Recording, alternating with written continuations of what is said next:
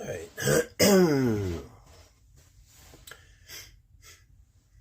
I've been getting asked a lot, why do you free handle snakes and how do you do it? At what point do you do it? And things like that. All I can tell you is what I was taught many, many years ago, decades ago, by my teacher, my teacher, mentor in a different country, coach, whatever you want to call him. And the first thing that he taught us was a little bit about physics. He said, imagine you have a string and there's a ball and you're spinning it, you're spinning it, you're spinning it. Why can't you just let go? You know, you're spinning the ball. Why is it so hard to let go of it? Just think about it. You know, we've all done it. If you were to spin a ball and you throw it, you'd have to sort of break that circle and then throw it, right? You couldn't just let go. It would be very hard to spin the ball and just let go, because the force that's moving it around is, you know, it's centripetal force. It's moving it inward. It seems like outward. Like, let's say you had an amusement park ride and it's spinning, right? And your back is against, and your back is against the wall, right? Well, it feels like there's force against you, but there is no force against you. The force is against the wall, right? So you are pushing against the wall. It's the wall that's feeling it, right? But really you're heading inward, if that makes any sense to you. It's like you're spinning, and if it were to stop, let's say it was a swings, right? Let's say it's swings going around at the amusement park, going around and around, and now it were to break. Well, just like the ball, which way would you go? Well, when you watch videos of people flying off of these things in amusement parks, you'll notice the circle, it breaks. So now they're going out, right? The people, they get hurtled far away. But let's say it broke, which would be impossible, at least in a three-dimensional reality. It's spinning these swings, and it just somehow broke and didn't break that circle. They would go to the inside, not the outside. It seems like the outside, but it's not. So when you have a circle, you can make an infinite number of lines, right? An infinite number of lines. Space is infinitely divisible, like time, right? So those are called tangents. You have a circle and you have a line. So that's a tangent, right? And you can have another one here, another one here, another one here, infinitely. You maybe you can't reach, but in reality, you know, in a two-dimensional reality, that does work, and it also works in three dimensions, even though it's hard to see. Now, you could also do the opposite. You could take a line and do that, and, you know, you can make a circle, right? You can make curves with it. It's the same thing. So if you have a snake in your hand, by the same token, you have a snake in your hand, and you're moving in circles, why would you do that? Well, if the snake's facing this way, let's say, it might seem stupid to bring it towards you, right? You're going in a circle, why would you bring it towards you? Well, that would be stupid if you were to bring it like straight into you. And if you were to go the direction that it's going, just like the ball on the string, right? You're going the direction that the snake is going, which is what you should do. So the snake's going that way in a little circle, and you're now going in a big circle. Well, now you have something called, well, velocity as compared to speed. So speed is just how fast you go. Velocity is how fast you go from A to B when you have a trajectory. So you're going from Earth to fucking Mars. I don't know. You have something plotted out. That's velocity, right? Just like distance and displacement. So that's how long it would take to get from point A to point B. All right, which normally we express in lines, but here we're doing it like this. So you have the snake is here, it's pointing this way, right? So you're moving where it's moving and it's coming towards you, but it's a circle. So that line, those tangents that you see, they're not, if you're making a circle, that line's not going here into you, right? It can't. If it's an actual circle, if you come close enough, it's going to go in a straight line, right?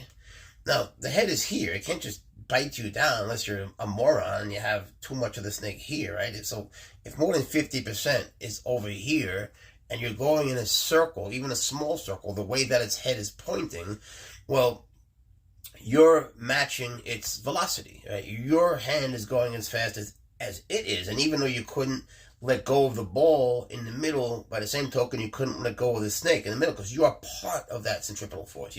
Your hand is a part of it, like the Earth's gravity and the Moon's gravity. One's going to cancel out to a certain extent the other one, right?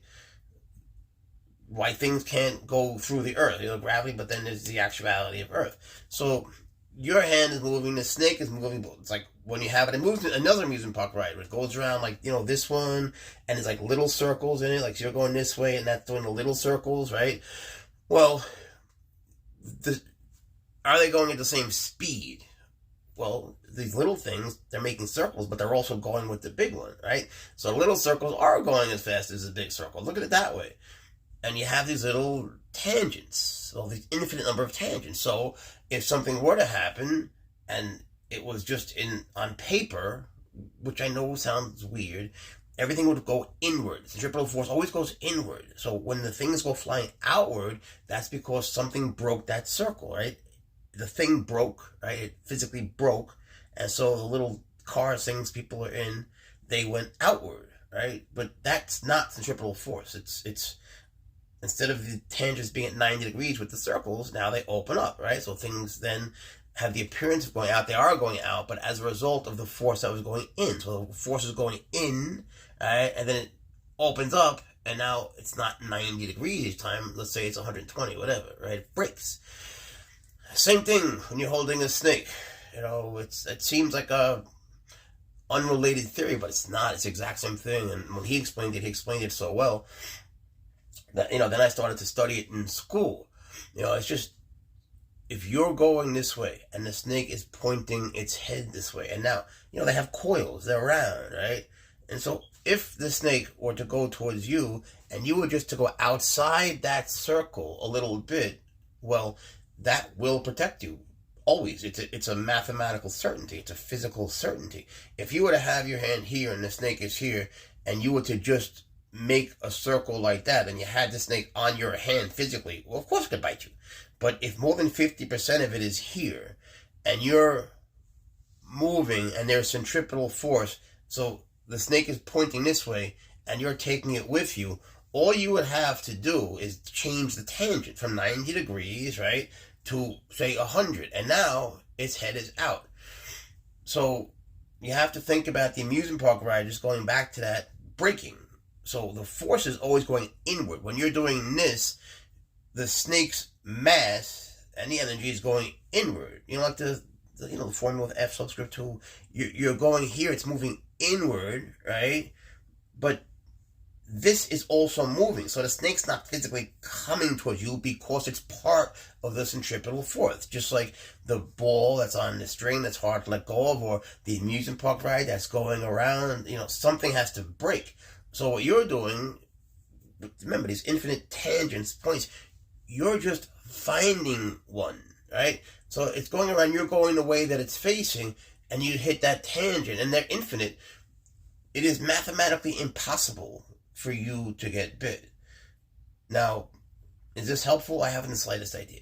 But that's how he explained it to us, and it helped me a lot to see, well, they have coils, snakes around, and sometimes they move in a circular way, sometimes they move straight.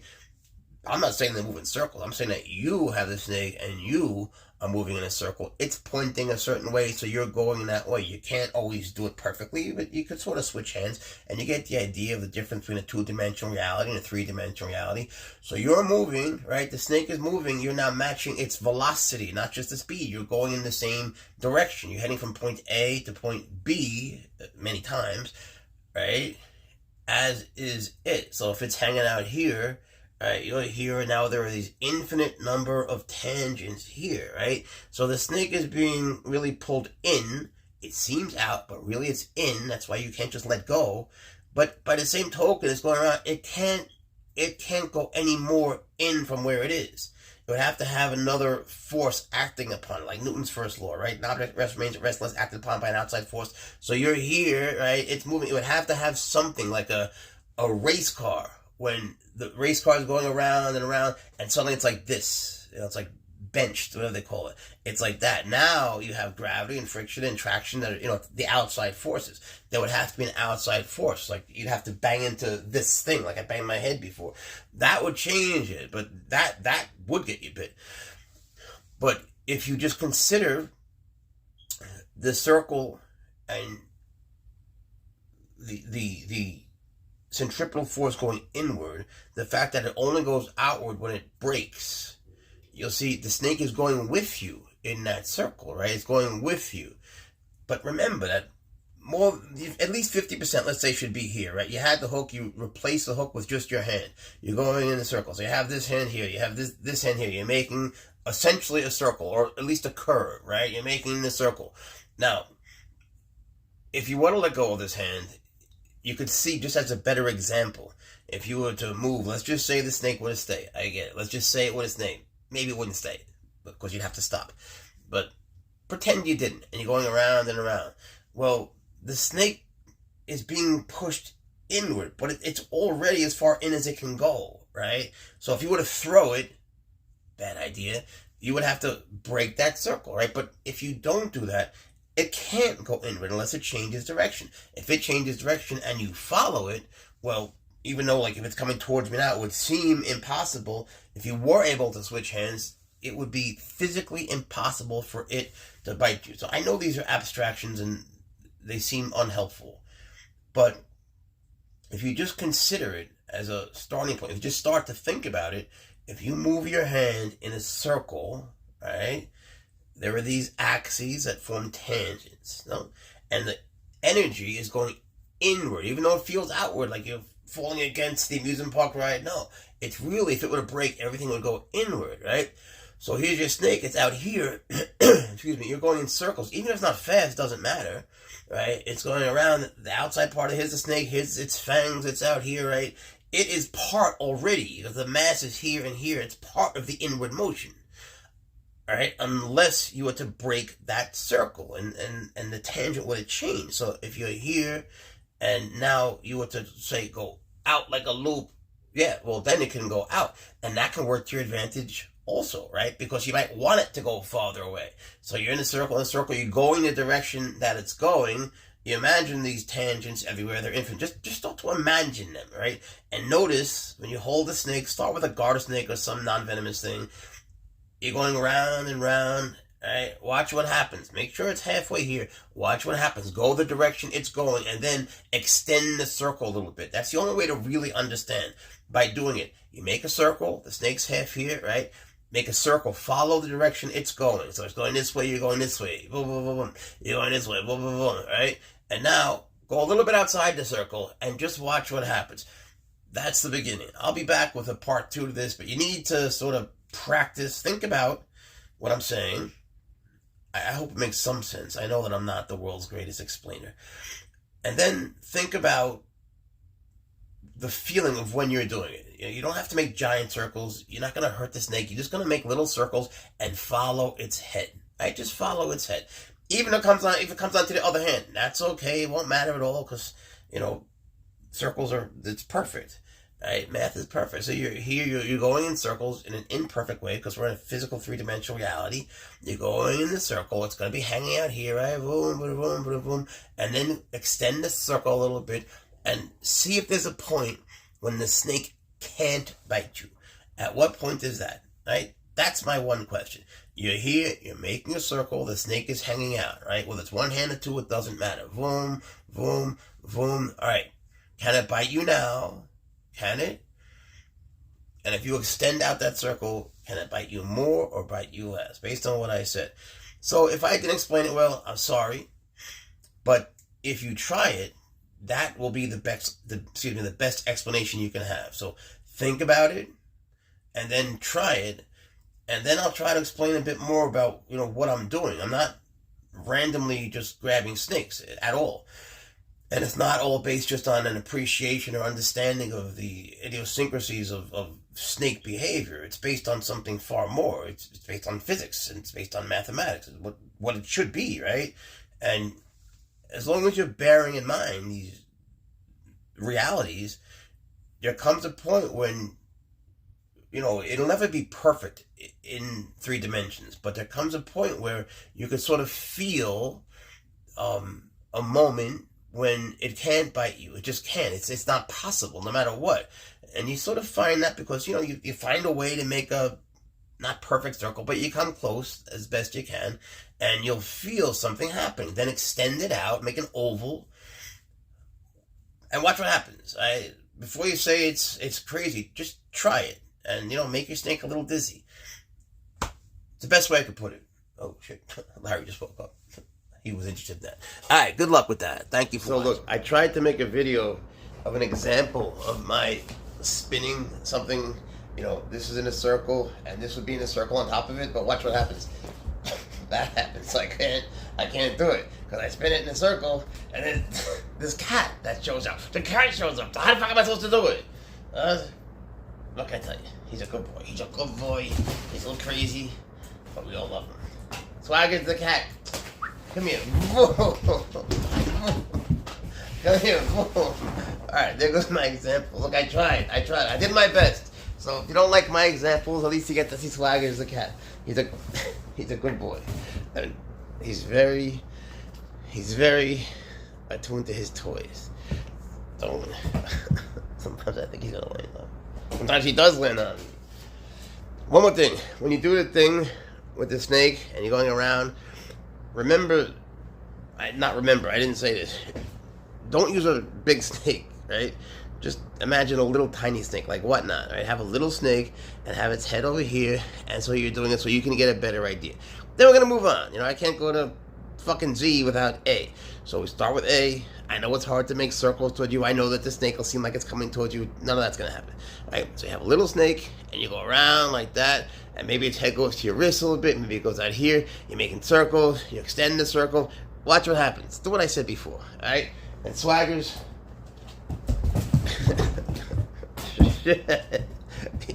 He loves you. He loves you. Look, I'm doing the best I can. Now, I got it.